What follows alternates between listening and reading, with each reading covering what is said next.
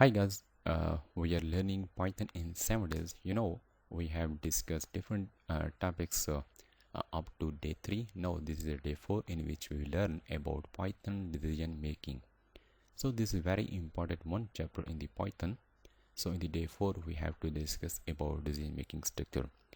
I will provide example to clear your concept how you can make a structure that will decide which statement or set of statements should execute on the basis of provided condition. So in the day 4 decision making structure, this topic will be discussed in this day. What means of decision making structure with example: if statement, if else statement, nested if statement, and if else statement. So these all the topics we discuss in the day 4 with example, practical example. So if statement, I will provide theoretical concept and syntax and also programming example.